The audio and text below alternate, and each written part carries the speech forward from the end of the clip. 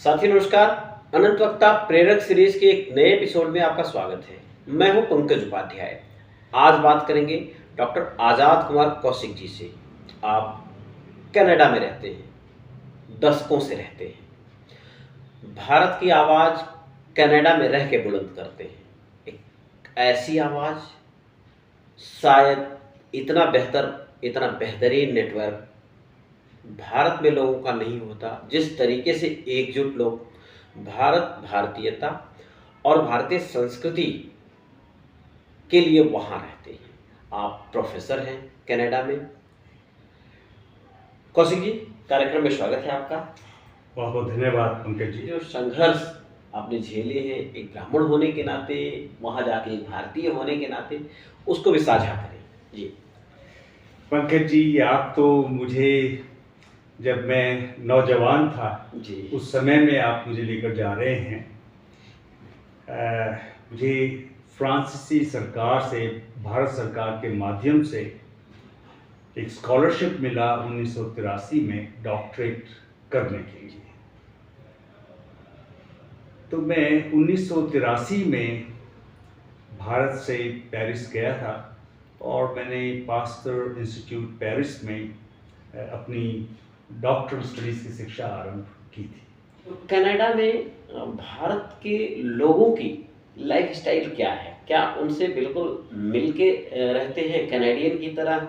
हमारे देश में तो ऐसी कोई व्यवस्था नहीं, अतिथि देवो भव की स्थिति है। लेकिन जब आप कनाडा में होते हैं तो कनाडा से क्या तालमेल बन पाता है इस तरीके का? कैसा है जीवन वहाँ का? भारत से अलग है, भारत से काफ़ी अलग है। हमारे कनाडा के अंदर 1.4 मिलियन भारतीय मूल के लोग हैं, सारे भारत से हैं। आप उत्तर, दक्षिण, पूर्व, पश्चिम सभी जगह से वहाँ पर हैं। हमारे मंदिर हैं शहरों में और हम सब वहाँ पर बहुत मिलजुल कर रहते हैं।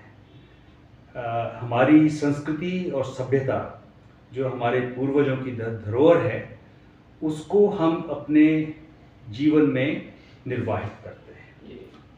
आप भारत में किसी अलग ढंग से रहते हैं, लेकिन हमारी सभ्यता, संस्कृति, हमारा वहाँ का मूल स्वरूप है। ये वहाँ की वास्तविकता है।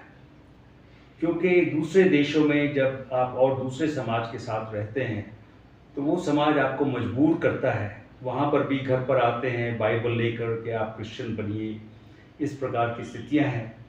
तो आपको वो मजबूर करती हैं अपने बारे में जानने के लिए। तो कुछ लोग खो जाते हैं, कुछ लोग जानने की कोशिश करते हैं। लेकिन हमने वहाँ पर ब्राह्मण समाज की स्थापना की है कनाडा के अंदर, और उसके माध्यम से पूरे हिंदू समाज को मार्गदर्शन हम दे रहे हैं। और जिसका बड़ा प्रभाव है, क्योंकि जो बच्चे हमारे स्कूल में जाते हैं उनके साथ मजाक किया जाता है, ओ आपका तो हनुमान जी को कहेंगे मंकी गॉड है, और इस तरह की। तो हम बच्चों को शिक्षा देते हैं घर पर, क्योंकि भारत ही एक ऐसा देश है जहाँ पर धर्म की शिक्षा नहीं दी जाती। तो हमारा वेबसाइट भी है वर्ल्ड ब्राह्मण फेडरेशन canada.net। वहाँ पर सारे जो बच्चों के प्रश्न हैं ताकि वो सब सीख सकें और उनका उत्तर स्कूल में, विश्वविद्यालय में अच्छे ढंग से एक बहुत ही सिविलाइज्ड वे में उसका उत्तर वो दे सके और अपनी धरोहर से अपनी पहचान वहाँ समाज में बना सके। ये तो एक हमारी एक परिस्थिति है। दूसरी जो परिस्थिति है वो राजनीतिक परिस्थिति है। जब मैं कनाडा में गया था या विदेश में गया था, हम बहुत कम लोग थे उस समय। भारतीय मूल के लोग बहुत कम मिलते थे। ज़्यादातर शिक्षित वर्ग था वहाँ पर, डॉक्टर्स, प्रोफेसर्स, इंजीनियर्स। लेकिन अब वहाँ पर डेमोग्राफिक काफ़ी बदल गई है। भारत से अशिक्षित लोग उन देशों में बहुत जा रहे हैं। उसके कारण वहाँ समाज में बड़ा भारी बदलाव आया है, और जिसका जैसा हर देश में होता है कि जो पॉलिटिशियन है वो समाज को बांटने की कोशिश करते हैं। कनाडा में भी समाज को बांट दिया गया है, जिसमें हमारे कुछ भाई उसमें थोड़े से दुष्प्रभावित हो गए हैं। जिस प्रकार से आपने सुना होगा, पिछले दिनों अभी भारत कनाडा संबंध भी बहुत बुरे दौर से गुजरा या गुजर भी रहा है। खालिस्तानी समस्या वहाँ पिछले दिनों उभर कर आई है। जी। परंतु मैं आपको ये कहना चाहूँगा कि हमारा सिख, हिंदू और जो सारा समाज है बहुत अच्छा भाईचारा है। हमारे सिख समाज में एक बहुत छोटा-सा 5% हिस्सा है जो कुछ पॉलिटिशियंस के हाथ में है और वो इस प्रकार से समाज को तोड़ने में लगे हैं। भारत से रोजगार की आस में विदेशों में जाने वाले, खास करके कनाडा और America, north America, south America जैसे देशों में जाने वाला युवा अगर वो जाता है तो उसके लिए जाने के पहले आप जो कोई भारत मेरिट बेस्ड सोसाइटी नहीं है, लेकिन कनाडा मेरिट बेस्ड सोसाइटी है। उस सोसाइटी में आप कम्पीट करके ही आगे जा सकते हैं। आप रिजर्वेशन कोटा के माध्यम से आप वहाँ पर आगे नहीं बढ़ सकते हैं।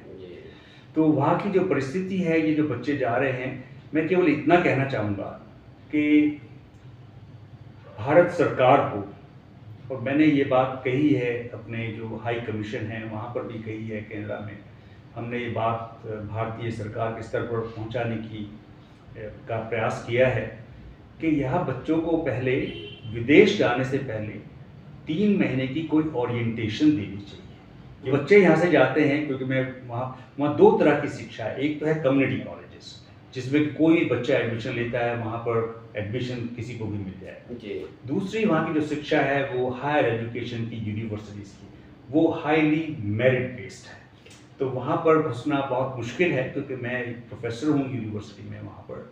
तो वो जो बच्चे वहाँ यूनिवर्सिटी में आते हैं, 95% वो बच्चे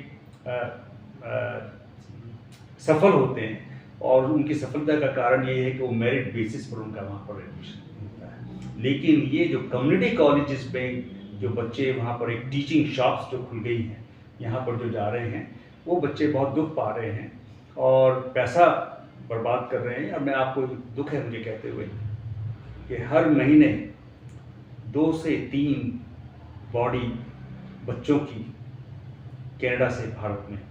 तो सबसे जो ज़रूरी चीज़ है कि जो बच्चे यहाँ गुमराह हो रहे हैं कि विदेश में जाके पता नहीं वहाँ पर एक स्वर्ग है, लेकिन उनको ये पता होना चाहिए कि वो एक मेरिट बेस्ड सोसाइटी है और वहाँ पर आप मेरिट से ही आगे बढ़ सकते हैं, बगैर मेरिट के आप आगे नहीं बढ़ सकते। और जो बच्चे वहाँ फिर आगे नहीं बढ़ पाते हैं, वो डिप्रेशन में चले जाते हैं, परेशानियाँ होती हैं, वापस नहीं आना चाहते हैं। तो वो परिस्थितियाँ बहुत ही कठिन हैं और उस समस्या से हमारा समाज जूझ रहा है इस समय। उसको शिक्षा के माध्यम से उनको सिखाना चाहिए कि क्यों जाएं, किस लिए जाएं और किस प्रकार की शिक्षा वहाँ जाकर लें। आज के लिए बस इतना ही। बहुत बहुत धन्यवाद पंकज। ऐसे ही किसी शख्सियत के साथ फिर से भेंट कराएंगे आपकी।